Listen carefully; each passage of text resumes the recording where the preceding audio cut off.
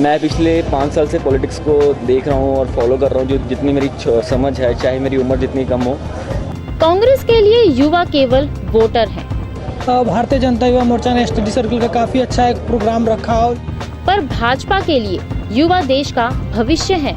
BJP का main motive है कि यहाँ पे ना किसी का कोई नाम से मतलब है, ना उसकी जात से मतलब है, यहाँ से मतलब है इंसान से। हर मुद्दे पर भाजपा लेती है युवाओं की राय और जो विषय रखे गए कि जो व्हाट यूथ वांट्स। इस बार का एजेंडा था political leadership, what young India wants. Bharatiya Janata party Yuva Morcha study circle द्वारा आयोजित इस गेट टुगेदर में सैकड़ों छात्रों ने हिस्सा लिया। इसका आयोजन भाजपा के केंद्रीय कार्यालय में किया गया।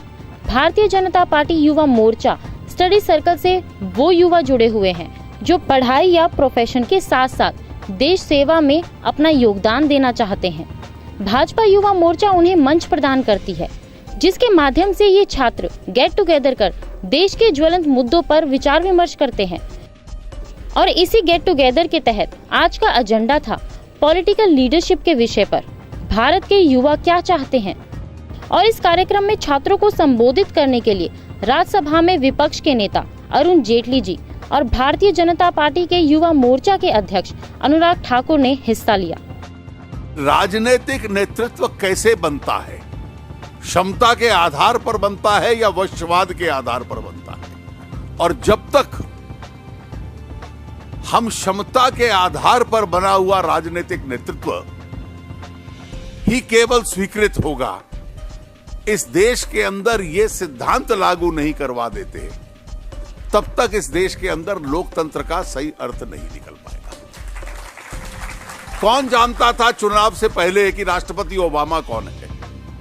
ये तो चुनाव अभियान के दौरान समझ आने लगा कि उनकी क्षमता क्या है।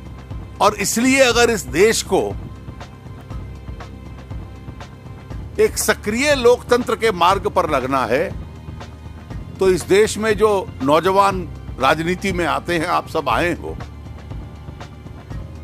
हो सकता है कि इस देश का कोई भावी प्रधानमंत्री आपके बीच में बैठा हुआ हो। भारतीय जनता पार्टी में यह संभव है, कांग्रेस में यह संभव नहीं है। दोनों पार्टियों के बीच में एक बुनियादी अंतर है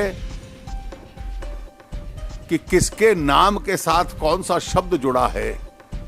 कांग्रेस में उसका महत्व है, भारतीय जनता पार्टी में उसका महत्व नहीं है। In the BJP surnames don't matter. हमारा समस्त राजनीतिक नेतृत्व माननीय अटल जी से लेकर आज तक जितने लोग हैं, शायद ही कोई हो जो राजनीतिक परिवारों से भी आया हो, शायद ही कोई हो जिसके परिवार में कौन लोग हैं उसकी जानकारी भी किसी को हो।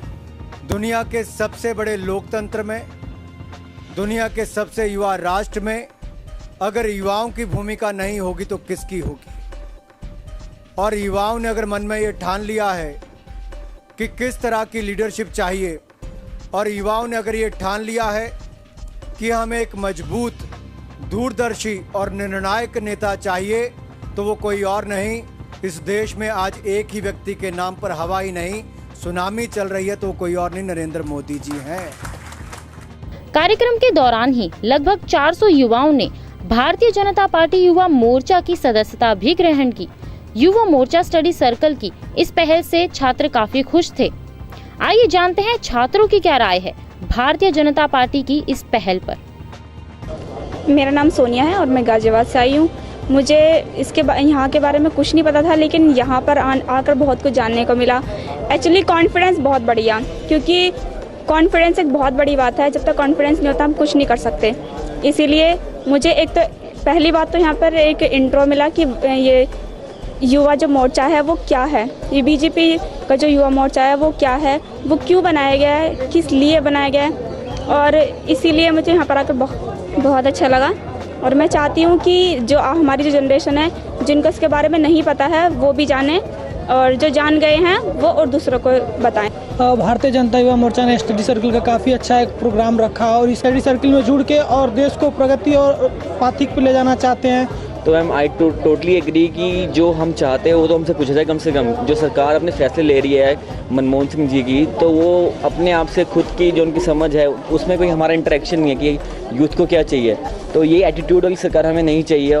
भाजपा एक ऐसा मंच है जहाँ पे हम जैसे क्या कहते हैं स्टूडेंट्स को, जिनका मतलब कि आज के युवा क्या चाहता है, वो क्या बदलाव चाहता है, किस तरह की उन्नति चाहता है देश की, और किस तरह से देश हमारा और मजबूत बने, वो चाहता है। सरदार भगत सिंह, इन्होंने भी कहा था यूँ ना होता गर तो यूँ ना पाक ना होता, इस देश भारत का कभी यूँ नाश ना होता।